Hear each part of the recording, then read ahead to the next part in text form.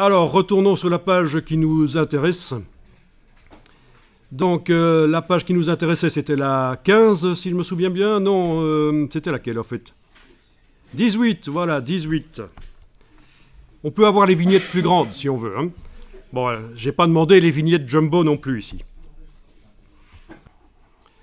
Alors, voilà.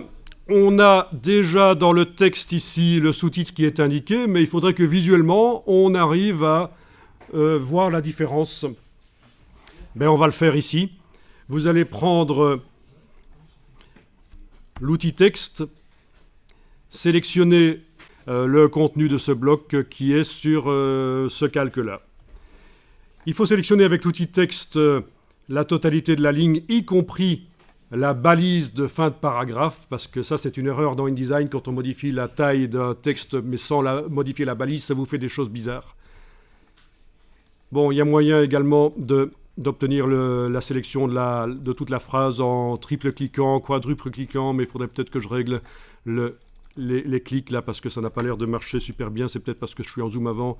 Non, écoutez, je vais le faire comme ça, cliquer, glisser. On a sélectionné toute la phrase. Et on va modifier cette phrase-là pour que ça ait l'aspect d'un sous-titre. Et on va faire un style pour les sous-titres. Puis on va appliquer rapidement ce style à d'autres sous-titres. Vous voyez, c'est ça le principe.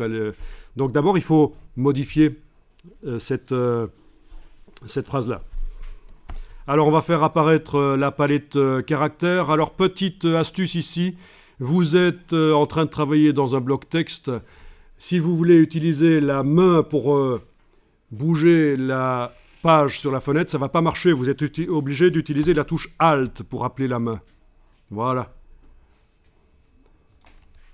Donc pendant que vous êtes en train de travailler le texte, la touche Alt vous permet de bouger sur l'écran. On va aller chercher la palette caractères, menu texte caractères, qui permet de modifier donc l'aspect ici. Alors, vous allez pouvoir cliquer pour changer la police. Vous cliquez dans le nom de la police ici, et un truc qui est sympa à faire, c'est de les passer en revue. Alors, qu'est-ce qui peut vous aider à choisir une police? Il y a des guides sur le web, hein, des guides qui vous proposent des pairings de caractères, donc des caractères qui vont bien ensemble pour les titres et le corps du texte. Sinon, vous le faites à l'œil. Hein. Alors, je vais ici éventuellement aller dans le menu par cette partie-là. Là aussi, on a une petite prévisualisation de ce que ça donne. On peut aussi modifier la taille de la prévisualisation dans les préférences de InDesign si vous jugez que c'est trop petit. On ne va pas tout faire ici, mais enfin voilà. Ok. Alors bien sûr, il ne faut pas choisir n'importe quoi comme police non plus. Ce qui peut être bien, vraiment, il n'y a pas d'obligation, c'est de choisir une police bâton sans empattement. Alors que nous avons une police à empattement pour le corps du texte, il n'est pas interdit de choisir une police sans empattement, sans les petites pattes. Vous voyez les petites pattes ici, sans les petites pattes, donc une police bâton.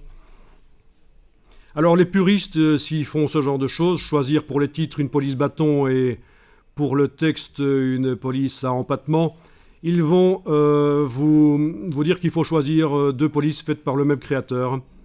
Voilà, bon. Ok. Ah oui, évidemment, il y en a pas mal qui sont dans le cloud.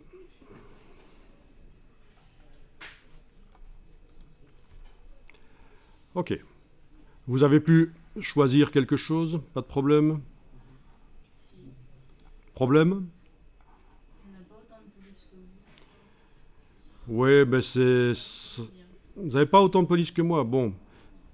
C'est sans doute parce que, voilà, c'est les polices qui sont en ligne.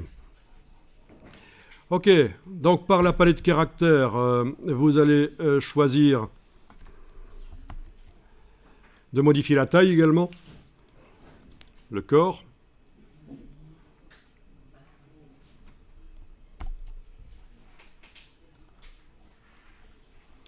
Alors, quelque chose qui est important, c'est d'être en optique.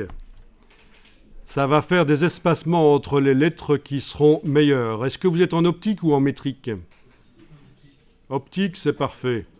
C'est parce que le texte sur lequel on a démarré, c'était le corps du texte, donc. Il était déjà réglé en optique. Voilà. Alors un truc qui peut être bien pour les titres, c'est de faire en sorte qu'il n'y ait pas de coupure de mots. Donc ça va se passer dans la palette...